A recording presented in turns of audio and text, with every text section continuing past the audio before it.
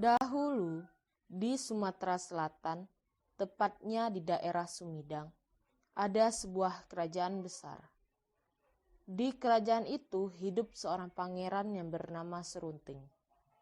Ia memiliki sifat iri hati terhadap apa yang dimiliki orang lain. Pangeran Serunting telah memiliki istri. Istrinya memiliki seorang adik yang bernama Arya Tebing, yang kini menjadi adik ipar Pangeran Serunting.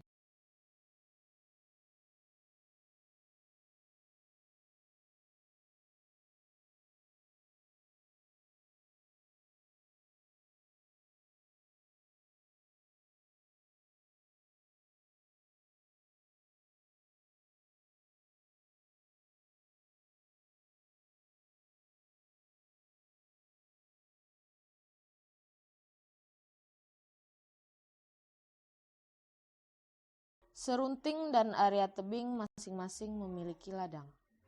Ladang mereka bersebelahan yang hanya dipisahkan oleh pepohonan. Dan di bawah pepohonan itu tumbuh tanaman cendawan. Cendawan yang menghadap ke arah ladang milik Arya Tebing tumbuh menjadi logam emas. Sedangkan cendawan yang menghadap ke arah ladang milik Serunting tumbuh menjadi tanaman parasit yang tidak berguna. Cendawan yang menghadap ke arah ladangku tumbuh menjadi tanaman yang tidak berguna. Sedangkan yang menghadap ke arah ladang milik Arya Tebing tumbuh menjadi logam emas. Aku yakin ini perbuatan Arya Tebing. Keesokan harinya, Serunting menghampiri Arya Tebing dengan perasaan dendam dan marah. Ia kemudian mengajak Arya Tebing untuk berduel. Kau telah berbuat curang kepadaku. Aku menantangmu untuk berduel esok hari.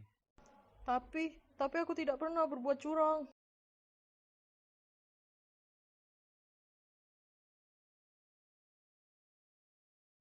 Ini ada apa? Sudahlah, pasti itu semua ulahmu. Ulahmu yang membuat ladangku tumbuh tanaman tak berguna. Dan kenapa juga ladangmu ditumbuhi logam emas?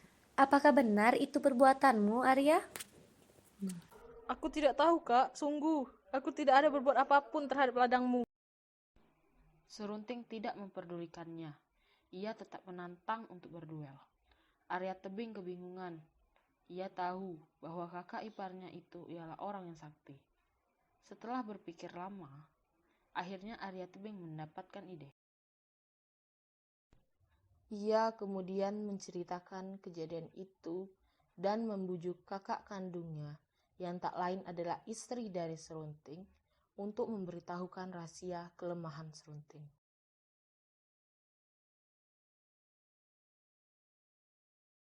Kak, beritahukanlah aku rahasia kelemahan suamimu.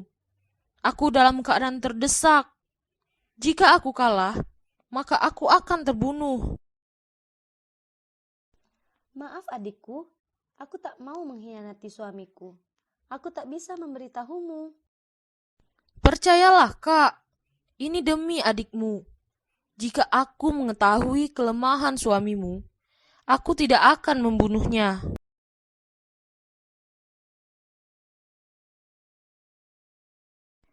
Baiklah Arya, aku akan memberitahumu. Kesaktian Serunting berada pada tumbuhan ilalang yang bergetar meskipun tak tertiup angin. Keesokan harinya, hari yang ditunggu-tunggu oleh Serunting pun tiba.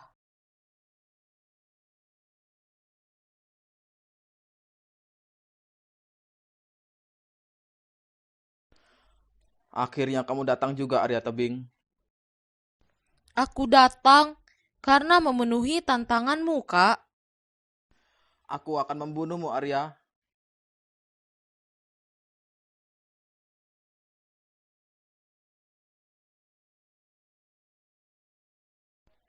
Tidak, mengapa Arya Tebing mengetahui kelemahanku?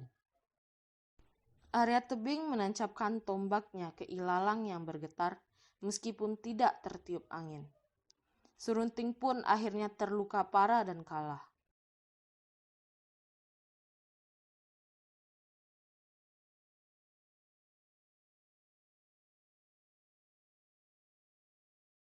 Saat sedang bertapa, ia mendengar suara Hyang Mahameru.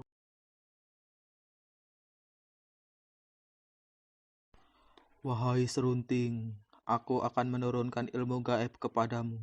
Apakah kamu mau? Aku mau kekuatan gaib itu, wahai Yang Maha Meru. Aku mau kekuatan itu.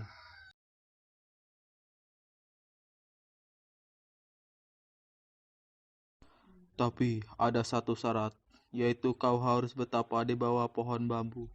Setelah tubuhmu ditutupi oleh daun-daun dari pohon bambu itu, maka kamu berhasil mendapatkan kekuatan itu.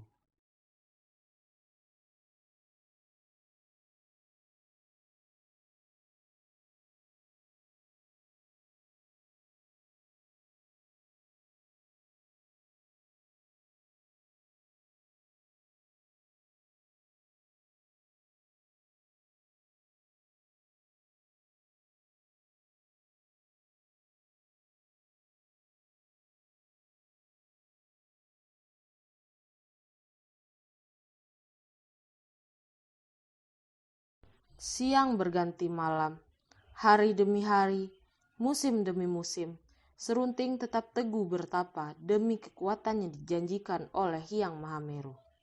Dan akhirnya, Serunting berhasil memenuhi syarat yang telah diberikan oleh Hyang Maha Meru.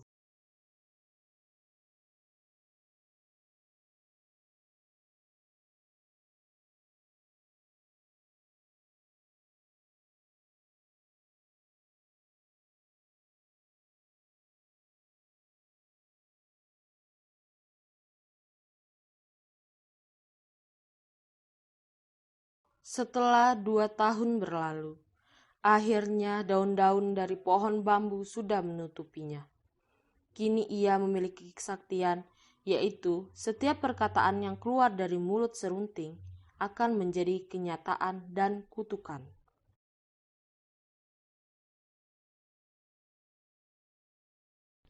Di perjalanannya, ia mengutuk semua pohon tebu menjadi batu.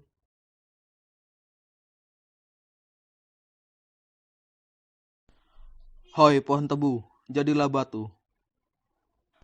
Lalu, di sepanjang tepi sungai Jambi, ia kembali mengutuk semua orang yang ia jumpai menjadi batu. Lama-kelamaan, Serunting menjadi orang yang sangat angkuh dan sombong. Akhirnya, orang menjuluki Serunting dengan julukan si pahit lidah. Serunting tiba di Sumidang, kampung halamannya. Ternyata, Arya Tebing dan istrinya sedang bercakap-cakap mengenai logam emas yang tumbuh di ladang milik Arya Tebing.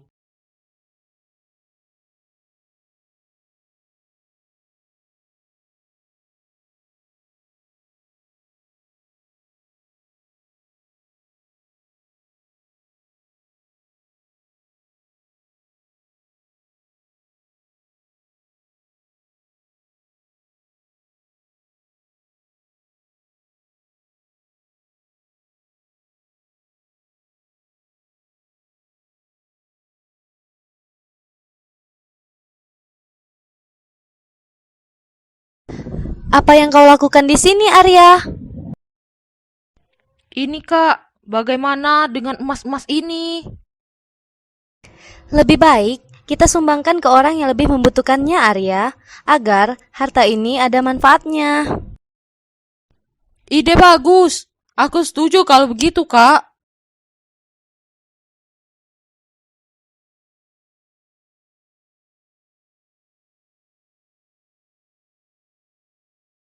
Hai Arya Tebing, Hah? Kak Serunting, kau dari mana saja? Kami merindukanmu. Lama sekali kau tidak pulang. Apa kau baik-baik saja, Kak? entar dulu belum siap. Aku ingin menantangmu bertarung lagi. Siapa yang kalah di antara kita harus meninggalkan istana ini. Baiklah, kalau itulah kemauanmu, Kak. Aku akan menurutinya.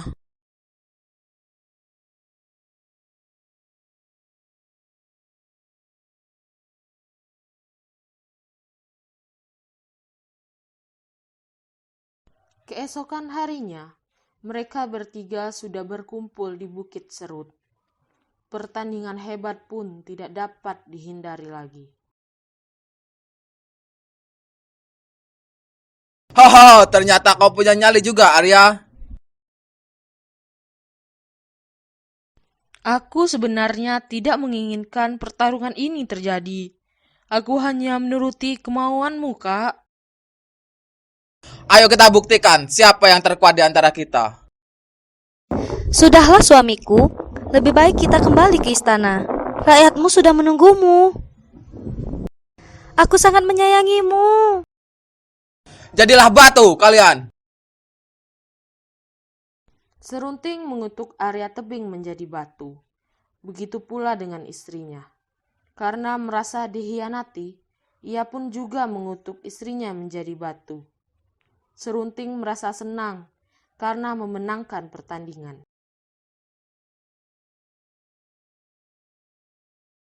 Serunting pun merasa menyesal akan perbuatannya. Ia kemudian mendatangi sebuah desa yang gersang dan tandus. Masyarakat desa itu memperhatikan Serunting. Mereka tahu mengenai kisah hidup Serunting yang dijuluki sebagai si pahit lidah. Akhirnya, salah satu di antara mereka memberanikan diri untuk bertanya.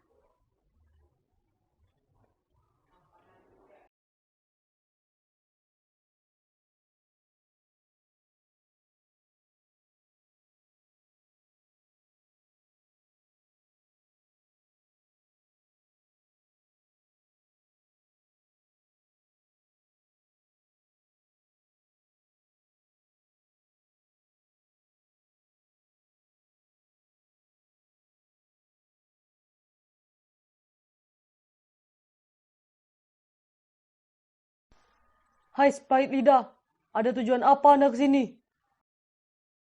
Siapa itu ayah? Kok aku baru melihatnya?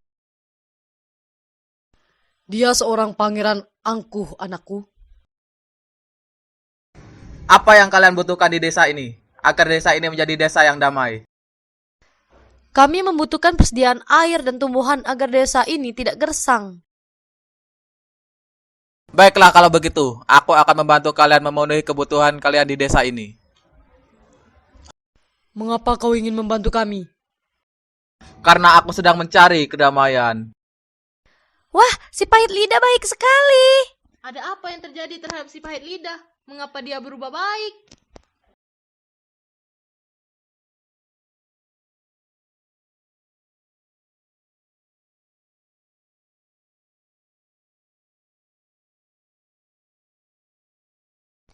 Serunting menyesali semua perbuatannya. Ia mengembalikan istrinya dan Arya Tebing menjadi manusia lagi. Karena sebenarnya Serunting juga menyayangi mereka. Serunting pun bahagia bisa membantu orang lain.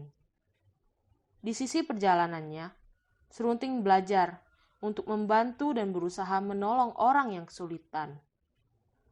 Namun, meskipun kalimat yang keluar dari mulutnya adalah kalimat baik dan untuk membantu orang yang membutuhkan, tetap saja orang-orang masih menjulukinya dengan julukan si pahit lidah.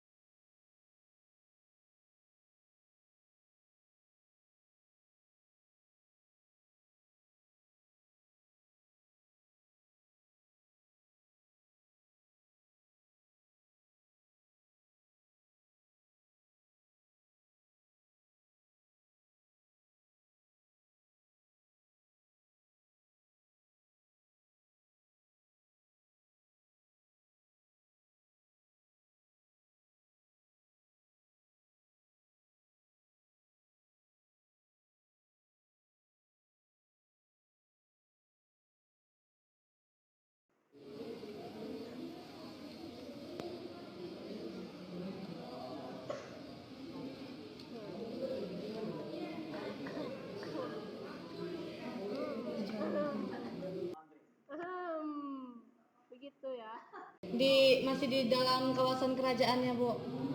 Ini dia. Cakap-cakap bersama sang istri Serunting. Masih di dalam kawasan kerajaannya, Bu. Ini dia. Cakap-cakap bersama sang istri Serunting.